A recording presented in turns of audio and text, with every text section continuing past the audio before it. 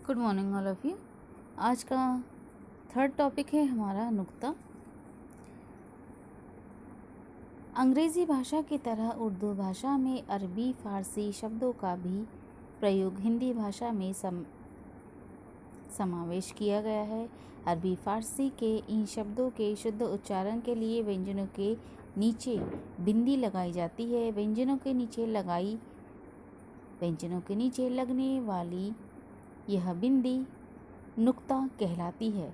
नुक्ता लगने पर उस अक्षर का उच्चारण परिवर्तित होकर किसी अन्य व्यंजन का हो जाता है। जैसे ज के नीचे नुक्ता लगने से ज बन जाता है।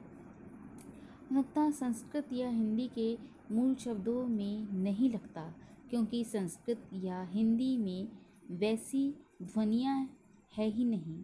उर्दू में नुक्ता वाले उच्चारण सिर्फ ये 5 शब्द है: क, ख, ग, ज और फ। नुक्ता के प्रयोग से उस वर्ण के उच्चारण पर अधिक दबाव आ जाता है। जैसे खुदा का अर्थ हिंदी में खुदी हुई ज़मीन है, और इसी शब्द में ख के नीचे नुक्ता लग जाने पर खुदा का अर्थ भगवान हो जाता है। ध्यान रहे, नुक्ते वाले शब्द अंग्रेज़ी, अरबी, फ़ारसी या किसी भी भाषा के हो सकते हैं, पर भारतीय मूल के शब्द नहीं। नुक्ते का उच्चारण। जैसा हमने ऊपर बताया है कि नुक्ते का प्रयोग केवल 5 ही व्यंजन वर्णों में होता है: क, ख, ग, ज और फ।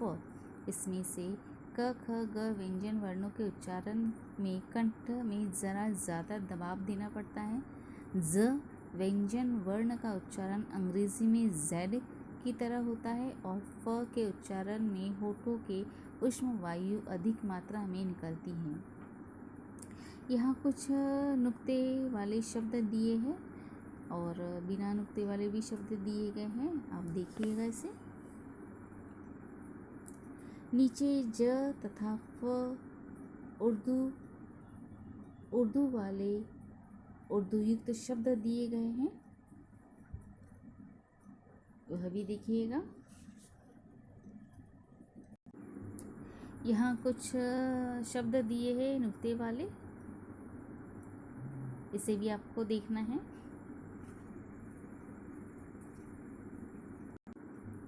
चलिए दूसरा टॉपिक पढ़ेंगे हम।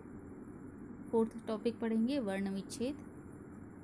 वर्ण विच्छेद क्या होता है, सबसे पहले तो ये देखते हैं। वर्ण विच्छेद से तात्पर्य है किसी भी शब्द या ध्वनि समूह के वर्णों के अलग अलग कर लिखना। जैसे निम्नलिखित शब्दों के वर्ण विच्छेद पर ध्यान दें। आप लोग LKG UKG से एक टॉपिक पढ़ते आ रहे हो, शब्द को अलग अलग कीजिए। जैसे आपके पास कमल शब्द लिखा हुआ है, उस कमल शब्द को आप अलग अलग करोगे तो कैसे लिखोगे? क प्लस अ प्लस म प्लस अ प्लस ल प्लस अ।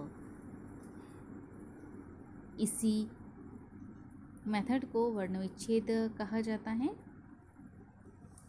यही चीज़ आपको 9th स्टैंडर्ड में भी पढ़नी है।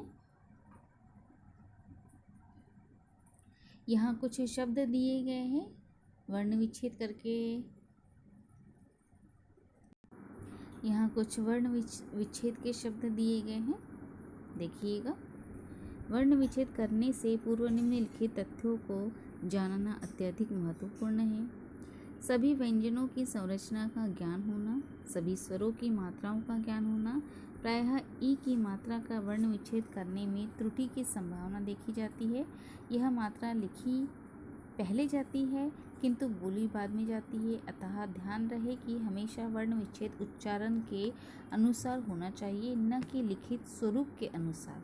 जैसे किनारा शब्द में ई की मात्रा लिखी तो क के पहले जाती है किंतु बोली बाद में जाती है, अतः इसका वर्ण विच्छेद निम्न प्रकार से होगा। देखिएगा, यहाँ कुछ वर्ण विच्छेद दिए गए हैं। यहाँ कुछ शब्द दिए गए हैं जिसमें आपको वर्ण विच्छेद करके दिखाया गया है।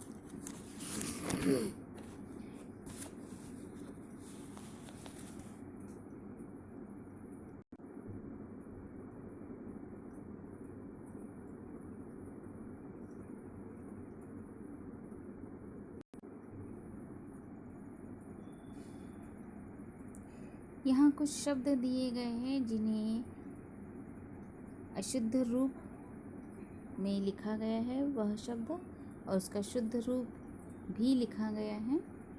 देखिएगा ये सारे शब्द।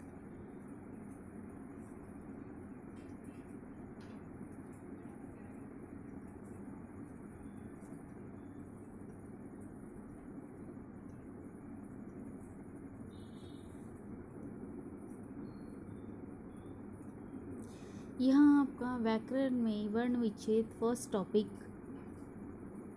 टॉपिक कंप्लीट होता है। इसकी पीडीएफ, इसकी एक्सरसाइज पीडीएफ फॉर्म में आपको दी जाएगी, जिसे कुछ एक्सरसाइज इसकी कंप्लीट करके दी गई है और कुछ नहीं की गई है। तो जो नहीं की गई है कंप्लीट, उसे आपको करना है।